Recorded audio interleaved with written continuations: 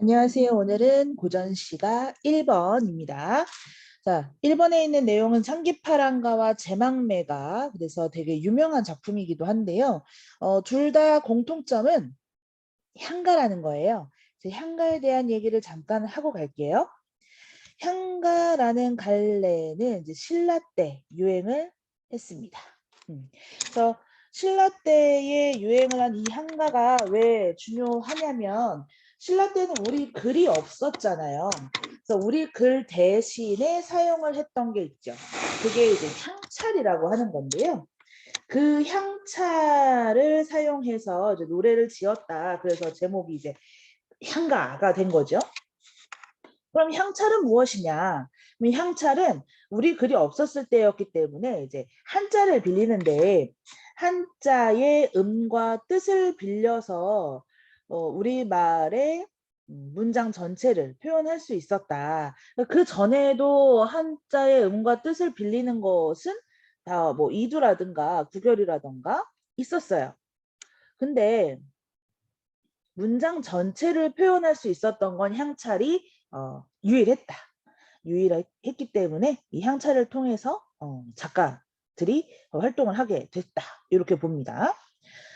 그래서 소리는 의미가 없는 부분을 빌리고요. 의미가 있는 부분은 뜻을 빌려서 이렇게 구분을 또 했다고 합니다. 향가가 처음 나왔을 당시에는 이제 4줄짜리라서 사구체라고 불렀는데요. 좀 더 발전을 하게 되면 조금씩 늘어나요. 8구체, 그리고 더 늘어나면 이제 19채. 향가는 이 19채 향가가 가장 발전된 모습이다라고 얘기를 합니다. 사내가라고 부르기도 하고요. 근데 19채에 대해서 우리가 오늘 좀 봐야 될 것이 두 작품 모두 19채이기 때문에 이 19채의 특징을 알고 가셔야 합니다. 19채 향가의 특징은 이제 4줄에서 플러스 4 그리고 플러스 2 해서 늘어난 게 있기 때문에 이 19채 향가는 4줄, 4줄, 2줄 이렇게 3단 구성을 갖는다라고 얘기를 합니다. 이따가 3개로 한번 나눠서 보기도 하죠 뭐. 그리고 이 마지막 2줄을 우리가 낙구라고 부릅니다. 마지막 구다 이런 뜻인데요. 낙구는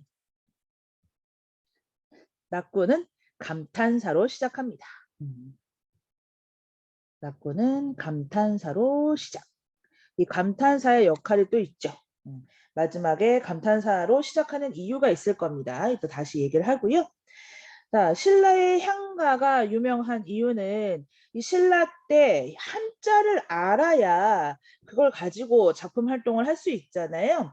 그래서 한자를 아는 사람들 사이에서 이 작품 활동을 했기 때문에 누가 많이 지었을까를 생각해 보면 그때 당시에 엘리트들이라고 할 수 있는 귀족들이라든가 그리고 신라기 때문에 연결시킬 수 있는 종교 그게 이제 불교잖아요. 그래서 불교 승려들이라든가 또는 화랑들이라든가 이런 사람들이 주로 창작을 했었다라고 봅니다. 우리가 오늘 볼 작품 창기파랑가와 제망매가도 둘 다 글쓴이 제 이름을 보면 끝에가 다 사로 끝나잖아요. 그 승려라는 뜻입니다. 둘 다 승려가 쓴 작품입니다. 그러니까 승려가 쓴 작품이다 보니까 종교적인 색채가 들어갈 수도 있거든요. 그래서 그 종교적인 색채가 있느냐 없느냐 이것도 좀 보실 필요가 있고요. 향가는 그때 당시에 배경설화와 함께 전해지는 작품들도 있습니다. 그래서 제망매가 같은 경우에는 그 배경설화가 있어요. 제사 드릴 때 관련된. 그래서 배경설화가 있을 때는 대부분 어떤 얘기가 되냐면 이 노래를 불렀더니 어떻게 되었다. 안 좋은 일이 있어서 그걸 막고자 이 노래를 불렀더니 뭐 좋게 되었다. 뭐 이런 게 있거든요. 그래서 대부분은 이제 주술적이다. 이런 얘기를 하기도 합니다. 네, 이 작품들은 어떨지 한번 살펴보도록 하겠습니다. 오늘 상기파랑가 이제 들어가 볼게요. 자, 옆에 있는 이 오른쪽에 있는 부분이 이제 향찰로 지어진 부분이고요. 왼쪽에 여러분들이 보시는 것이 이제 현대어 풀이가 되어 있는 부분입니다. 자, 느껴본 바람에 이걸 해석해서 이제 흐느끼며 바라봄에 이렇게 되는데요.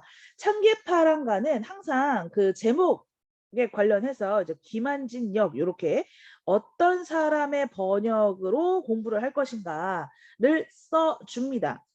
왜냐하면 김한진 역에 해석하고 그다음에 그 양주동이라고 하는 사람이 있어요. 양주동 해석하고 해석이 달라요. 그래서 어느 사람의 것이냐를 아셔야 됩니다. 저는 김한진 역이 지금 나와 있지만 사실은 양주동 해석도 같이 보는 것이 좋겠다. 그래서 비교를 해보는 것이 좋겠다. 그런 문제가 또 비교하는 문제가 나오기도 하거든요. 그래서 이걸 좀 같이 보시는 것이 좋을 것 같습니다. 자, 우선 이 작품을 볼게요. 흐느끼며 바라본다. 자, 그러면 흐느낀다라는 것에서 감정이 느껴지죠. 슬프다라는 거죠. 정서가 직접적으로 드러났다라고 볼 수 있습니다. 울면서 바라봅니다. 뭘? 이슬 밝힌 달이 흰 구름 따라 떠나가는 걸 봅니다. 자, 그래서 달이 흰 구름 따라서 떠나간다. 그러면 여기서 이제 달이라고 하는 소재가 여기서 어떤 의미를 가질 수가 있는가? 달은 지금 어떻게 돼 있어요? 흰 구름 따라서 떠나갔죠. 그러니까 떠나갔다는 것을 만약에 죽었다, 죽음이다라고 본다면 달이 흰 구름 따라 떠나갔잖아요. 그럼 달은 누가 되는 거냐? 제목과 관련이 되어 있습니다. 기파랑. 기파랑을 비유한 단어가 된다라는 뜻이에요. 기파랑이 죽어서 기파랑을 떠올리는 노래가 찬기파랑가입니다. 자, 달은 기파랑을 비유합니다. 광명의 대상이기도 하지만 이 시에서는 기파랑을 비유한 단어로 쓰였습니다. 모래 가른 물가에 모래 가른 물가에 물가는 물이 있는 곳이잖아요. 기랑의 모습이 올 시수풀이여 수풀을 보고 기랑을 떠올렸다. 그래서 이 수풀은 사실 선생님에 따라서 좀 다르긴 하는데 물가에 수풀이 비친 모습, 그러니까 물에 비친 모습을 보고 기파랑을 떠올렸다. 그래서 기파랑을 떠올리게 하는 자연물이다라고 얘기하면서도 또 어떤 선생님들은 야, 그거는 기파랑의 모습이라고 착각을 하게 만드는 거야. 이렇게 구분을 하시는 분들도 있으시거든요. 그래서 우선 수풀이라고 하는 이 단어가 기파랑을 비유한 것이냐, 요거는 만약에 이게 내신에 들어가신다면 요거는 좀 선생님들 의견에 따라갈 필요가 있습니다. 그럼 그 전에 나와 있는 물가는 어떨까? 물은 또 깨끗하고 맑고 이런 느낌이 있으니까요. 물가는 기파랑의 모습을 비유했다고 볼 수 있습니다. 기파랑의 인품을 이제 비유하고 기파랑을 떠올리게 하는 그런 자연물들이 여기서 많이 나오거든요. 연결을 좀 시켜 주셔야 합니다. 자, 요 수풀은 선생님에 따라 다르다. 자, 이론의 자갈벌에 이론의 자갈벌 여기가 이제 현재 화자의 위치가 됩니다. 현재 화자의 위치. 화자는 여기 있어요. 그래서 이 자갈이 있는 곳에 이 물가에서 기파랑을 떠올리는 거죠. 낭이 지니시던 마음의 갓을 쫓고 있다. 마음의 갓, 끝. 마음의 끝을 쫓고 있다. 쫓고 있다라는 것은 따라간다 이런 얘기예요. 그러니까 기파랑을 떠올리는 이유도 그거였어요. 기파랑을 따르려 하기 때문에. 그래서 화자는 기파랑을 어떻게 한다? 흠모하고 있고 기파랑처럼 되고 싶다. 따르려 한다. 그래서 기파랑을 떠올린다. 이렇게 연결시킬 수가 있는 거죠. 자, 여기까지 기파랑을 떠올리는 기파랑의 인품을 따르고자 하는 그런 마음을 표현한 부분이었고요. 자, 마지막 두 줄을 우리가 낙구라고 부른다라고 했었죠. 자, 이 낙구 이제 보겠습니다. 시작 부분 보세요. 여기 아로 시작했습니다. 이게 바로 감탄사고요. 감탄사로 시작하는 이유가 있죠.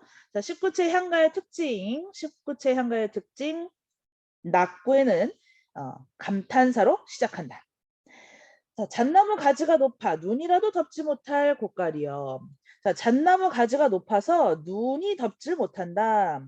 그럼 기파랑의 인품을 따르려고 하는데 이 기파랑을 생각을 해보니까 기파랑은 가지가 너무 잣나무 가지가 높은 것처럼 기파랑의 지조, 절개가 강해서 기파랑의 지조 절개가 강해서 눈, 시련, 고난도 기파랑의 지조 절개를 꺾지 못한다. 여기서 고가는요, 우두머리라는 뜻이에요. 화랑의 우두머리, 곧 기파랑이죠. 자, 그러면 이것은 기파랑을 비유한 단어일까요? 아니요. 이 곡갈 자체가 이게 기파랑을 얘기하는 거고요. 우두머리라는 뜻입니다. 그러니까 여기는 비유라고 하지 않을게요. 그러면 이 앞에 잣나무 가지는 어떨까? 네, 잣나무 가지는 기파랑의 지조절개를 상징하는 단어가 되고 그래서 기파랑의 고고한 이미지를 환기시키기 때문에 기파랑의 모습을 떠올리게 하는 자연물로 잣나무까지 연결시켜서 볼 수 있을 것 같습니다. 자, 그러면 정리를 해보죠. 기파랑을 떠올리게 하는 소재가 달, 그리고 물가, 잣나무 가지, 거기에 숲풀은 학교 선생님이 말씀하시는 대로 넣어주시면 되고요. 지금 여기서 잣나무 가지는 높고 눈은 덮지 못한다. 긍정과 부정으로 서로 대조되고 있는 거 보이죠? 잣나무 가지가 만약에 푸른색이고 눈이 흰색이다라는 게 떠오른다. 그래서 색채 이미지로 본다면 이 둘은 의미 대비도 되지만 색채 대비까지 얘기할 수도 있습니다. 자, 그래서 대조를 시키면서 기파랑의 고고한 절개를 부각시키는 거죠. 자, 그럼 이 시는 어떤 내용이 되는 거냐? 죽은 기파랑을 떠올리고 찬양은 예찬이 들어가는 거니까 죽은 사람에 대한 이야기라 추모적이고요. 찬 기파랑이니까 예찬적이고요. 그죠? 그럼 여기에 아까 제가 얘기했던 향가의 그 주술적인 부분이 있는가를 살펴보면 네, 이거는 죽은 다음이잖아요. 그래서 주술성은 없고 그럼 여기는 불교에 대한 이야기가 있는가? 제가 봤을 때는 없는 것 같죠? 그래서 종교적인 색채도 없다. 그래서 이것은 기파랑에 대한 순수한 서정을 노래한 서정시다. 이렇게 볼 수가 있겠습니다. 그럼 이런 부분들을 우리가 제망매가로 넘어가서 같이 비교해 보도록 하죠. 자, 생사의 길은 여기 있음에 머뭇거리고 나는 간다는 말도 못 따르고 어찌 갑니까? 자, 여기까지 한 덩어리고요. 이렇게 한 덩어리. 그리고 어느 가을 이른 바람에 이에 저에 떨어질 잎처럼 한 가지에 나고 가는 곳 모르온 저 이렇게 네 줄 한 덩어리. 마지막 두 줄 한 덩어리. 그래서 세 덩어리로 나누는 걸 확인할 수 있죠. 향가에 이렇게 3단 구성을 갖는 것은 그 이후에 나오는 다른 문학 갈래에도 영향을 줍니다. 예를 들어 시조 같은 경우에도 초장, 중장, 종장 이렇게 3장 구조로 되어 있잖아요. 그것이 향가의 3단 구성에 영향을 받았을지도 모르겠다라고 추측하는 사람들이 많습니다. 자, 제망매가의 제목을 보시면 제사 드릴 때 드리는 사망한 자매가 자매가 사망해서 제사 드릴 때 부르는 노래 뭐 이렇게 해석을 할 수가 있겠죠. 자, 그러니까 공통점은 기파랑도 죽었고 누이도 죽었다는 거예요. 그러면 기파랑에 대해서 추모적이다라고 얘기를 했잖아요. 그럼 이 작품도 제망매가도 추모적이다 얘기할 수 있겠네요. 공통점이군요. 자, 보겠습니다. 생사, 살고 죽는 길은 여기가 어디예요? 화자가 말을 하고 있는 곳이겠죠? 그게 바로 이승. 이승. 여기 있음에 머뭇거리고 머뭇거린다는 건 두렵다라는 뜻입니다. 나는 간다. 이게 사실은 이렇게 말을 했어야 해요. 누가? 누이가. 나는 그래서 누입니다. 못다 이르고 어찌갑니까? 그러니까 말을 했다 못했다. 못했다. 말도 못하고 갔다. 그러니까 사실은 이 말을 죽을 때 남겨야 되는 거잖아요. 이건 뭐예요? 유언이잖아요. 근데 그걸 못했다. 남기지 못했다. 그 말은 남기지 못할 만큼 빨리 죽었다는 얘기예요. 그러니까 죽음이 너무 갑작스러웠다라는 거죠. 갑자기 죽었다. 그러면 이제 대비를 할 수가 없었잖아요. 마음의 준비를. 그러니까 더 슬프다는 얘기고. 여기까지 누이의 죽음에 대해서 안타깝고 슬프다. 뭐 이런 감정을 표현한 거예요. 어느 가을 이른 바람에 이에 저에 떨어진 잎처럼 한 가지에 나고 가는 곳 모른다. 자, 여기서 어느 가을 이른 바람. 어느 가을 이른 바람. 이에 저에 떨어질 잎처럼 한 가지에 나고 가는 곳 모른다. 이 부분은 비유를 사용한 부분이기 때문에 우리 표현법을 좀 알고 가셔야 합니다. 우선 이 가을이라고 하는 단어에서 우리 계절적 배경이 느껴지죠. 자, 계절적 배경이 직접적으로 나와 있는데 가을이라는 배경에서 쓸쓸한 분위기를 같이 더해줍니다. 자, 바람이 불어서 잎이 떨어져요. 사실 이 바람은 죽음의 원인이 됩니다. 근데 이 바람이 이르다고 얘기했죠. 그러니까 죽음의 원인이 빨리 왔어. 그러니까 이거 요절을 했다라는 뜻이에요. 아까 얘기했던 갑작스러운 죽음이라는 말이 이른 나이에 빨리 죽어서 그렇다. 이런 얘기죠. 그럼 바람에 떨어진 잎은 누구냐? 이게 누이, 죽은 누이를 뜻한다. 한 가지에 났다. 그 누이를 이파리에 표현을 했잖아요. 그래서 한 가지에 난 이파리니까 여기 한 가지는 이제 같은 부모. 같은 부모 밑에서 누이와 내가 같이 나왔는데 이제는 누이가 간 곳을 모르겠다. 이렇게 얘기를 하고 있습니다. 가는 곳을 모르겠다. 사실은 저승으로 간 걸 알고 있잖아요. 근데 모른다라고 표현한 건 그만큼 이승과 저승의 거리감이 있다는 얘기죠. 너무 멀어서 모르겠다 이렇게 표현을 한 거고. 자, 한 가지에 났는데 이제는 어디로 갔는지 모르겠다. 이게 뭐 한 가지에 난 거냐. 뭐 한 가지에 나서 뭐 얻은 게 뭐가 있어? 그렇게 알지도 못하는데 뭐 이런 표현인 거예요. 안타까움의 표현이면서도 사람은 그러니까 나기는 같이 나도 죽는 건 누가 먼저인지 모른다 이거죠. 인생은 그래서 허무한 것이다.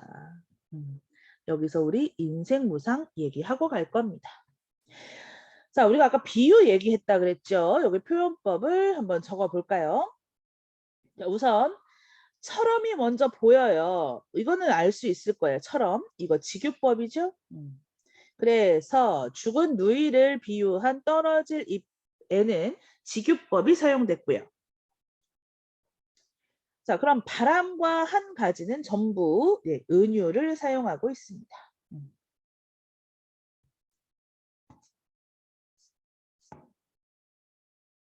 그렇죠?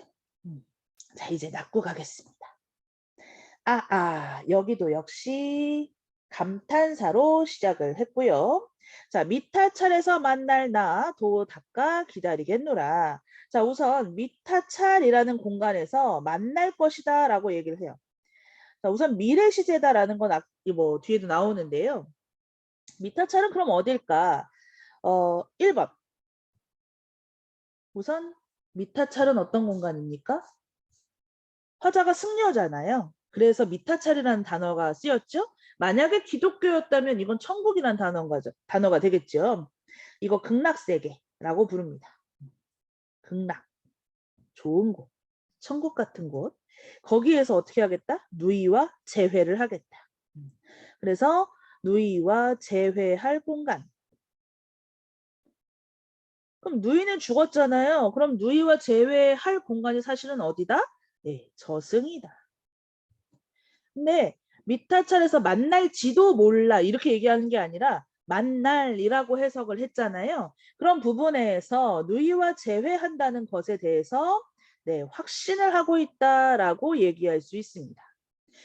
이럴지도 몰라 저럴지도 몰라 이게 아니라 그랬으면 좋겠어가 아니라 확신이에요. 그러니까 거기에 가면 만날 수 있다라는 확신, 믿음입니다. 이렇게 생각을 하니까 아 그래 그러면 그때까지 나 도 닦아 기다릴 수 있어. 도를 닦는다는 것은 수행을 한다는 거죠. 아까도 얘기했듯이 네 월명사 스님이시기 때문에 극락세계 미타찰에 가기 위해서 도를 닦는다. 그러면서 어떻게 기다리겠다. 화자의 태도 기다림이 나오는데 뭘 기다리는 거야? 누이를 만날 걸 기다리는 거야. 만나기 위해서 기다리는 거죠. 지금까지 무슨 얘기했어요? 누이가 죽어서 슬프고 안타깝고 인생 무상이고 부정에 대해서 얘기를 했단 말이에요. 그런데 기다리겠다라는 부분에서 화자가 뭐가 생겨요? 의지가 생겨요. 이 get, 리이라고 하는 이 미래 시제를 사용했을 때 화자의 의지가 생긴다라고 볼 수 있죠. 그럼 이 누이가 죽었다라고 하는 부정적인 상황을 도를 닦으면서 종교적으로 그 슬픔을 승화시켜서 극복하겠다. 이런 의미가 되겠습니다. 자, 그래서 앞에까지는 부정적인 얘기를 했는데 여기는 또 의지를 다지잖아요. 긍정적인 태도가 됐잖아요. 그래서 감탄사의 역할이 바로 이겁니다.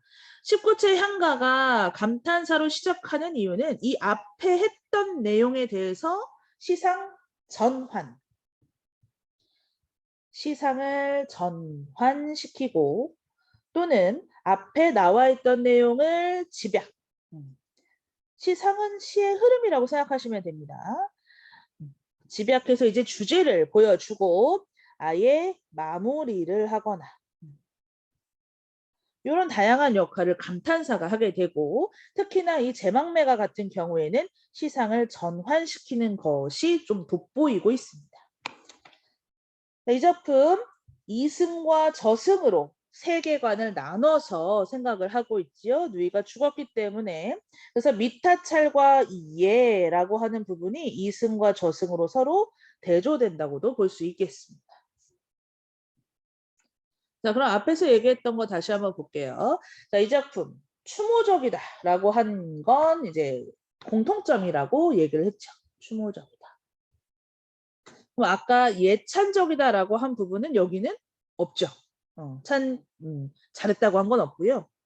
그 다음에 불교적인 색채가 있느냐 없느냐로 봤을 때 아까 청계파랑가는 없다. 근데 제망매가는 있다라고 보셔야죠.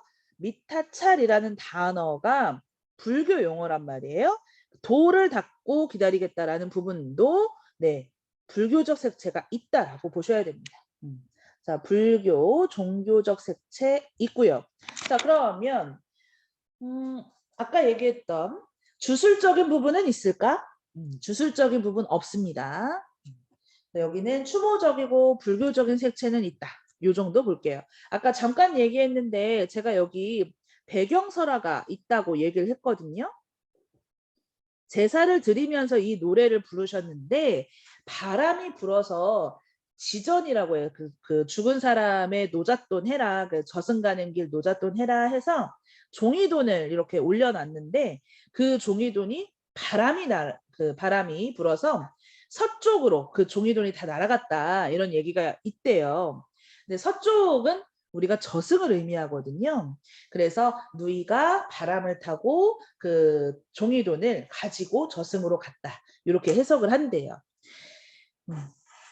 그래서 배경설화가 같이 전해지는 19체 향가 제망매가까지 살펴봤습니다.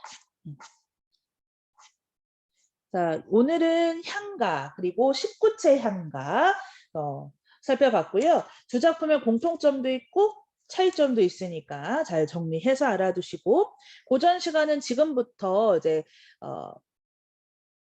나라별로 시간이 흘러가면서 갈래가 좀 달라지고 그 갈래들에 대한 특징을 여러분이 좀 알아주시고 다른 작품들과의 비교도 꼭 해주셔야 합니다. 자, 오늘은 여기까지입니다.